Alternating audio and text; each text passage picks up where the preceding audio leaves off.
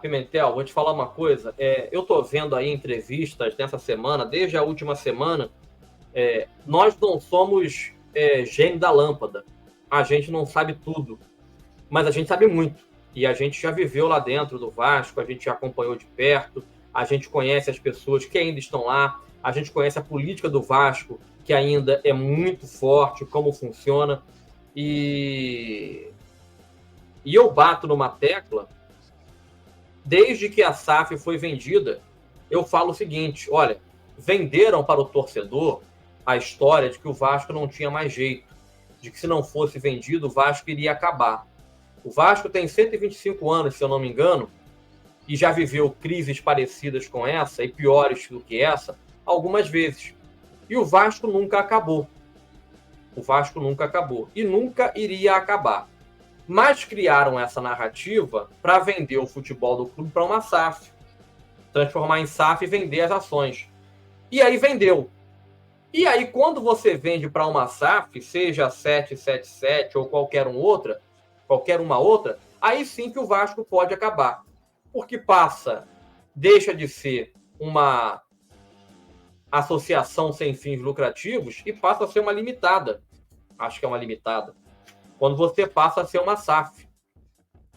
E passa a ser uma empresa. E uma empresa, sim, pode acabar, ela pode falir. Uma empresa pode quebrar.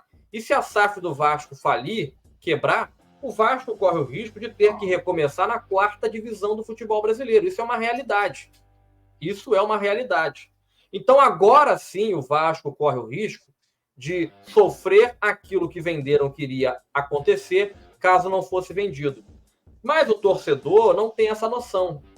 E eu estou vendo agora, lamentavelmente, muita opinião, e aí é a opinião de quem vive o clube, de quem está lá dentro, de quem esteve lá dentro, falando a mesma coisa. Quando um filho de um ex-presidente dá uma entrevista forte, como a do Euriquinho recentemente à CNN, e fala algumas coisas, ele não fala só pela paixão, só com o coração, fala com informação. Muito mais do que nós temos hoje. E aí daqui a pouco a gente pode falar sobre o balanço do Vasco da Gama. Lamentavelmente, Pimentel, o que estão falando por aí, para nós, não é nenhuma novidade. São coisas que a gente já vinha dizendo. Olha, não estão pagando dívida coisa nenhuma. Estão pagando juros. A dívida não está diminuindo. Não foi feito um planejamento para os próximos anos, quando o ano que vem entrar o último aporte. Então, o que essa empresa está fazendo com o Vasco é muito perigoso. E aí, por isso que você me pergunta sobre técnico, eu não consigo responder com empolgação. Sobre diretor de futebol, eu não consigo responder com informação. Porque, às vezes, eu tenho medo de que a gente esteja fazendo parte de uma farsa, mesmo sem saber. O meu medo é que a gente, muitas das vezes aqui, esteja endossando decisões e opiniões de uma empresa que é investigada nos Estados Unidos por crimes financeiros. Uma empresa que na Europa não conseguiu concluir a compra do Everton por não apresentar o balanço financeiro dos últimos 2 anos. E aí saiu o balanço da 777 ontem.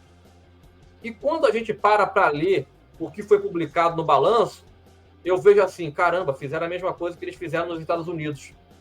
Fizeram a mesma coisa que eles fizeram nas empresas deles, e eles estão sendo acusados de fraude. Como é que a gente vai analisar alguma coisa que essa empresa tenta fazer dentro de campo? Eu peço só que o ano passe rápido, que chegue logo em setembro. Esse dinheiro não vai aparecer, porque eu tenho convicção que eles não têm esse dinheiro. E que alguém tome algum tipo de decisão, mesmo que seja para dizer assim, não, eles têm um dinheiro, eles têm capacidade de gerir, o balanço fiscal está muito bem feito, e a loucura da cabeça de vocês. Porque eu tenho dificuldade de analisar e de participar de lives quando o tema é 777, porque eu tenho medo de que a gente esteja, de alguma maneira, ajudando a, sem intenção, iludir o torcedor do Vasco da Gama, Pimentel.